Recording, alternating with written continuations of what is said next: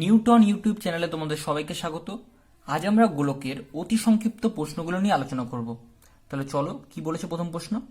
2r একক দৈর্ঘ্যের ব্যাসার্ধ বিশিষ্ট নিরেট গোলকের আয়তন কত হবে? আমরা জানি যে ব্যাসার্ধ যদি r একক হয় তাহলে তার আয়তন হয় 4/3πr³। তাই তো। এবার এখানে দেখো ব্যাসার্ধ বলে দিয়েছে 2r একক ব্যাসার্ধ বিশিষ্ট, মানে এই ব্যাসার্ধ এখন আমাকে বলেছে সেটা হচ্ছে 2r একক। তাহলে আমরা এখানে একই সূত্রটা প্রয়োগ করব। আয়তন কি হবে তাহলে? 4/3π, আর মানে এখানে 2r, তাহলে এখানে 2r তার কিউব, এত ঘন একক। তাই তো। এবার আমরা যদি একটু এটাকে সিম্পলিফাই করি তাহলে দেখো 4/3π 2r³ মানে হচ্ছে 2r 3 বার আছে, 2r গুণিতক 2r গুণিতক 2r, মানে 2 দুগুণে 4 দুগুণে 8, আর আর 3টে যদি আমরা গুণ করি তাহলে হয় আর এর কিউব, মানে হচ্ছে 8r³। তাহলে দেখো এখানে আমরা এটাকে আবার গুণ করলে 4×8 = 32 πr³/3, এত ঘন একক। অপশনটা দেখো আছে এ অপশানে, তাহলে এটা হবে সঠিক উত্তর। দ্বিতীয় প্রশ্নটা দেখে নিই কি বলেছে। দুটি নিরেট গোলকের আয়তনের অনুপাত 1:8 হলে তাদের বক্রতলের ক্ষেত্রফলের অনুপাত কত? তাহলে দেখো আমরা দুটি গোলকের ব্যাসার্ধ আমরা ধরে নিচ্ছি, দুটি গোলকের ব্যাসার্ধ যথাক্রমে, একটা ব্যাসার্ধ ধরছি আমরা r1 একক, আর একটা ধরছি আমরা r2 একক। মানে প্রথম গোলকের ব্যাসার্ধ হচ্ছে r1 আর দ্বিতীয় গোলকের ব্যাসার্ধ হচ্ছে r2। এবার আমরা আয়তনের অনুপাতটা আমরা বার করে নিচ্ছি, মানে শর্তানুসারে কি হবে? প্রথম গোলকের আয়তন কত হবে? প্রথম গোলকের আয়তন হবে 4/3π, আর r মানে হচ্ছে এখানে r1, প্রথম গোলকের ব্যাসার্ধ তো r1, সেই জন্য r1 তার কিউব, আর দ্বিতীয় গোলকের ব্যাসার্ধ দেখো 4/3π r2 তার কিউব। এই অনুপাত বলা আছে 1:8, মানে 1/8। এবার এখানে দেখো 4/3 উপর নিচে কেটে যাচ্ছে, পাই পাই কেটে যাচ্ছে, তাহলে এখানে এরকম হচ্ছে r1³ সমান হচ্ছে 1/8। এখানে দুটোর মাথায় কিউব আছে, মানে আমরা এটাকে লিখতে পারি r1/r2 তার হোল কিউব, মানে দুটোরই কিউব। এখানে r1 এর কিউব বোঝাচ্ছে, আবার r2 এরও কিউব বোঝাচ্ছে। এবার এদিকটায় কিউবের আকারে লিখতে গেলে আমরা লিখতে হবে 1/2 তার কিউব। বোঝা গেছে? কারণ 1/2 যদি 3 বার আমরা গুণ করি তাহলে কিন্তু 1/8 হয়, তাই না? এটা গুণ করলে কিন্তু 1/8 হয়। তাহলে এখান থেকে দেখো দুদিকে যদি আমরা কিউবটা ক্যান্সেল করে দিই তাহলে কি হবে? r1/r2 সমান হচ্ছে 1/2। বোঝা গেছে? এবার আমাদের কি চেয়েছে? তাদের বক্রতলের ক্ষেত্রফল কত।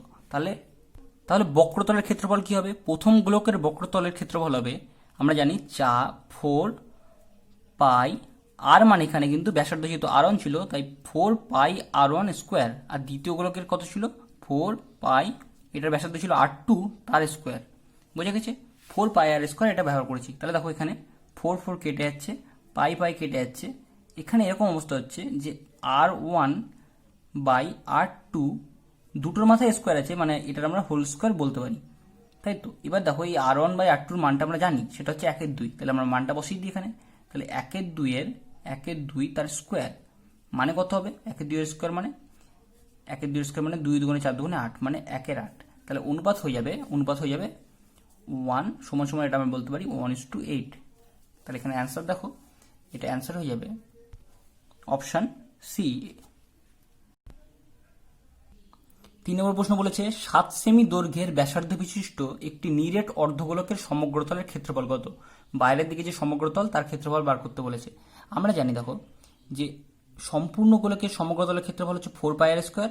যেহেতু অর্ধগোলক বলেছে সেই জন্য অর্ধেকটা হবে কত? 2πr²। আর সমগ্রতল যেহেতু, সেই জন্য দেখো এই অংশটা তার সঙ্গে আবার এই অংশটা, মানে হচ্ছে 3πr²। তাহলে অর্ধগোলকের সমগ্রতলের ক্ষেত্রফল হচ্ছে 3πr²। অর্ধগোলকের, এটা সূত্র জানি আমরা, 3πr² এত বর্গ একক হয়। তাহলে আমরা এই সূত্রটা এখানে ব্যবহার করব। তাহলে এখানে ব্যাসার্ধ বলেছে, তাহলে ব্যাসার্ধ কত? ব্যাসার্ধ হচ্ছে 7 সেমি। তাহলে ক্ষেত্রফল হবে 3π × r²। আর মানে এখানে দেওয়া আছে, তাহলে 7 এর স্কোয়ার। 7 স্কোয়ার, দেখো পায়ের মানটা কিন্তু এখানে দেওয়া আছে উত্তরে প্রত্যেকটা, তাহলে পাইটাকে আমাদের ভেঙে লাভ নাই, তাহলে আমরা 7টাকে ভাঙছি। 3 গুণিতক পাই গুণিতক 7 7 49, 49কে আমরা 3 দিয়ে গুণ করছি, 3 9 27 7, 3 4 12 2 14, 147 পাই এত বর্গ সেমি। ক্ষেত্রফলের একক সবসময় বর্গ এককে হয়, তাহলে এত বর্গ সেমি হচ্ছে অ্যান্সার। কোথায় আছে অপশনটা? এটা হচ্ছে সি এ, অপশনটা হবে সঠিক উত্তর। 4 নম্বর অঙ্কটা দেখে নিই। দুটি নিরেট গোলকের বক্রতলের ক্ষেত্রফলের অনুপাত হচ্ছে 16:9 হলে তাদের আয়তনের অনুপাত কত? তাহলে আমরা একই রকম ভাবে আগের অঙ্কটার মতনই গোলক দুটির ব্যাসার্ধ ধরে নিচ্ছি, ব্যাসার্ধ যথাক্রমে একটা হচ্ছে R1 একক ও R2 একক, দুটোর ব্যাসার্ধ আমরা ধরে নিলাম। এবার বক্রতলের ক্ষেত্রফলের অনুপাত দেওয়া আছে, তাহলে আমরা প্রথম গোলকের বক্রতলের ক্ষেত্রফল কত হবে? 4 পাই আর, মানে এখানে R1, তাহলে 4 পাই আর স্কোয়ার, এটা হলো প্রথম গোলকের ক্ষেত্রফল। আর দ্বিতীয় গোলকের ক্ষেত্রফল হবে একই রকম, 4 পাই R2 তার স্কোয়ার, এটা হচ্ছে দ্বিতীয় গোলকের বক্রতলের ক্ষেত্রফল। এটার অনুপাত দেওয়া আছে 16/9। এখানে বা 4 4 কেটে যাচ্ছে, পাই পাই কেটে যাচ্ছে, R1/R2 দুটোর মাথায় স্কোয়ার আছে, মানে আমরা এইভাবে লিখতে পারি R1/R2 তার হোল স্কোয়ার। এদিকটাও আমরা হোল স্কোয়ার আকারে লিখি, 16 হচ্ছে 4-এর স্কোয়ার, আর 9টা হচ্ছে 3-এর স্কোয়ার, মানে 4-এর 3 তার স্কোয়ার। বা এখান থেকে লিখতে পারি আমরা দুদিকে যদি ক্যান্সেল করি, তাহলে দেখো R1/R2 সমান হচ্ছে 4-এর 3। এবার এদের আয়তনের অনুপাত চেয়েছে, তাহলে আয়তন অনুপাত কি হবে? তাহলে প্রথম গোলকের আয়তন বাই দ্বিতীয় গোলকের আয়তন। তাহলে প্রথম গোলকের আয়তন কি হবে? 4-এর 3 পাই আর কিউব, মানে হচ্ছে দেখো আর মানে হচ্ছে কত? R1 এখানে, তাহলে R1 এর কিউব। দ্বিতীয় হচ্ছে 4-এর 3 পাই ইন্টু R2 তার কিউব। এবার দেখো দুটোই হচ্ছে 4-এর 3 4-এর 3 কেটে গেল, পাই পাই কেটে গেল, দুটোই R1/R2 কিউব আছে, তাহলে আমরা এইভাবে লিখতে পারি R1/R2 তার হোল কিউব। এবার এখানে আমরা কি করব? মানটা বসিয়ে দেবো। R1/R2 মান তোমরা পেয়ে গেছি, তাহলে এটা হচ্ছে 4-এর 3 তার কিউব, মানে হচ্ছে দেখো 3টে 4 গুণ করলে 4 গুণিতক 4 গুণিতক 4, তোমরা এটা বুঝতে পারছো আশা করি।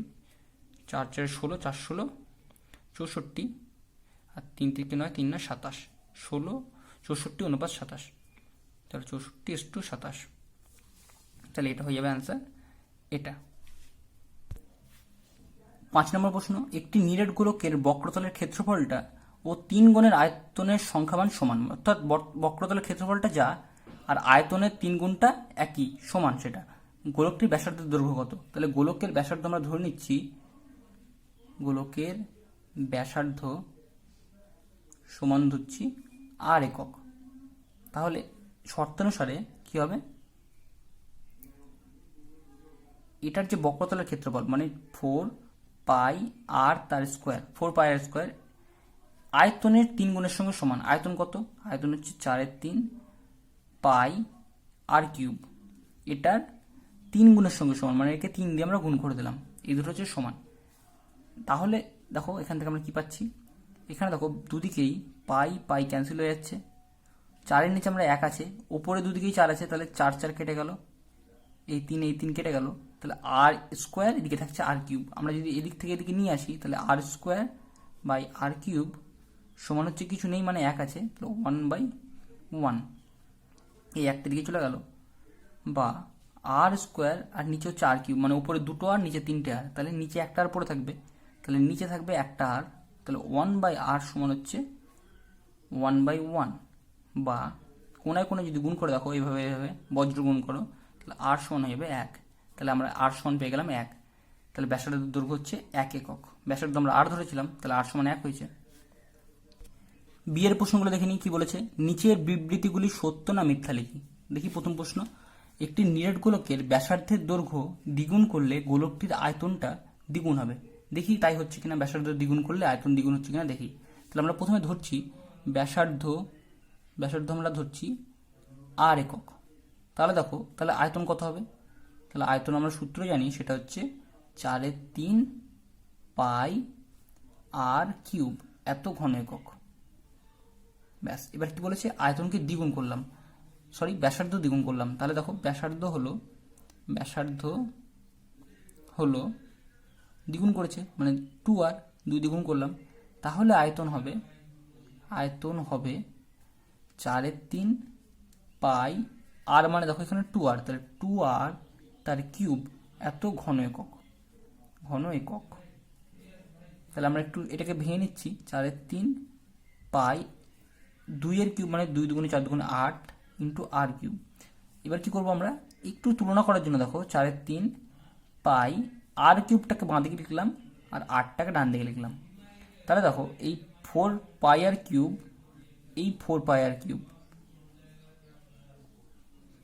তুলনা করতে পারবো।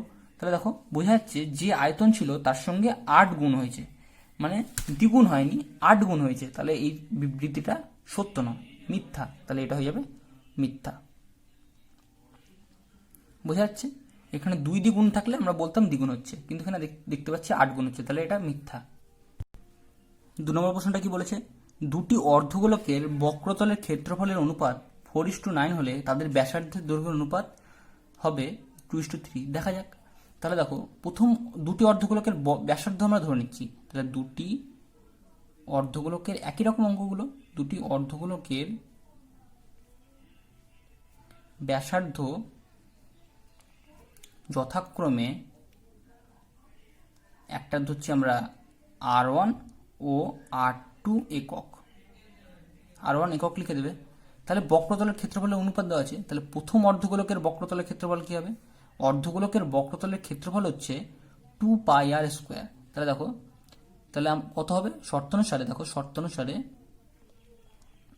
শর্তানুসারে 2 পাই আর মানে এখানে r1, তাহলে 2 পাই r1 তার স্কোয়ার বাই 2 পাই r2 তার স্কোয়ার, এটা বলা আছে 4:9 মানে 4/9। তাহলে এখানে 2 কেটে যাচ্ছে, পাই কেটে যাচ্ছে, r1 স্কোয়ার আবার r2 এর স্কোয়ার, মানে আমরা এটাকে লিখতে পারি এইভাবে r1 বাই r2 তার হোল স্কোয়ার, একই মানে বোঝাচ্ছে। তাহলে দেখো এদিকটা আমরা হোল স্কোয়ার আকারে লিখি, তাহলে এটা হচ্ছে 2/3, 2 দুগুণে 4, 3 থেকে 9 তার স্কোয়ার। দুদিক থেকে যদি আমরা স্কোয়ারটা ক্যান্সেল করে দিই, তাহলে দেখো r1 বাই r2 সমান হচ্ছে 2/3, এটা আমরা পেয়ে গেলাম। তাহলে দেখো এখানে বলা আছে তাদের ব্যাসার্ধের দৈর্ঘ্যের অনুপাত হবে 2:3, এই 2 অনুপাত, এটা মানে হচ্ছে r1 অনুপাত r2, এটা হচ্ছে 2:3। তাহলে এটা ঠিক বলেছে, 2:3 হয়েছে, তাহলে এটা হচ্ছে সত্য।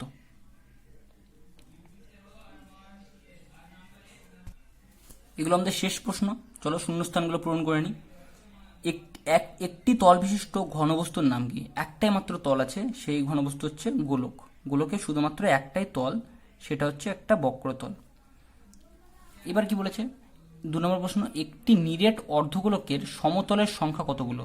দেখো নিরেট অর্ধগোলকে যদি আমরা সমতল আঁকি, তাহলে দেখো এরকম হবে, এটা একটা অর্ধগোলক, এটা হচ্ছে একটা অর্ধগোলক। তাহলে দেখো সমতল কতগুলো আছে, সমান্তল দেখো এই একটাই তল সমতল, আর এই তলটা কি, এই তলটা হচ্ছে বক্রতল। তাহলে সমতল হচ্ছে এই তলটা, তাহলে সমতলের সংখ্যা হচ্ছে একটি। বক্রতল যদি বলতো তাহলে বক্রতল হতো একটা, শুধু দুটো তল আছে।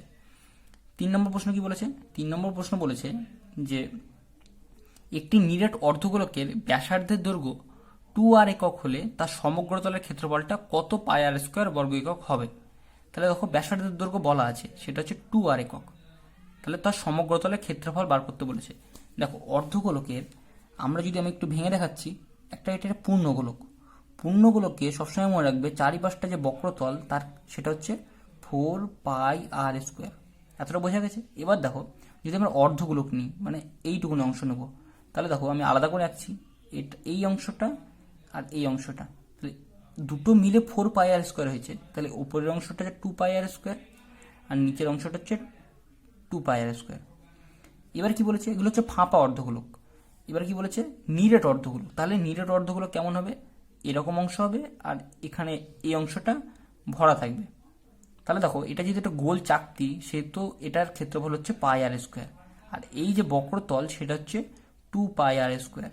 তাহলে টোটাল কত হলো 2 পাই আর স্কোয়ার প্লাস পাই আর স্কোয়ার মানে হচ্ছে 3 পাই আর স্কোয়ার। তাহলে সমগ্র তলের ক্ষেত্রফল হচ্ছে 3 পাই আর স্কোয়ার। তাহলে সমগ্র তলের ক্ষেত্রফল হবে কত? 3πr²। আর মানে বলা আছে দেখো, সেটা হচ্ছে 2r, তাহলে 2r তার স্কোয়ার, এত বর্গ একক। এই দুটোকে যোগ করতে হবে, পায়ের স্কোয়ার আর 2πr²। তাহলে দেখো এখানে কি বলেছে, পাইটা দেওয়া আছে, পায়ের স্কোয়ারটা সাইডে, তাহলে আমরা এটা ভেঙে নিচ্ছি, 3π 2 2 4 r²।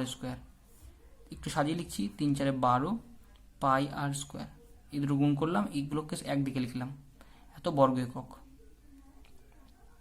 তাহলে দেখো পায়ের স্কোয়ার তো দেওয়া আছে, তাহলে শুধু লিখে দিলাম 12 বর্গ একক। এটা হচ্ছে অ্যান্সার। আশা করি তোমরা অঙ্কগুলো বুঝতে পেরেছো। যদি অঙ্কগুলো বুঝতে পারো তাহলে অবশ্যই চ্যানেলটা সাবস্ক্রাইব করে রাখো, আর কমেন্ট করে জানাও তোমরা কোন অঙ্কটা বুঝতে পারোনি বা তোমাদের কোথায় বুঝতে অসুবিধা হচ্ছে। আর ভালো লাগলে তোমরা অবশ্যই তাও কমেন্ট করে জানাবে। ধন্যবাদ সাথে থাকার জন্য।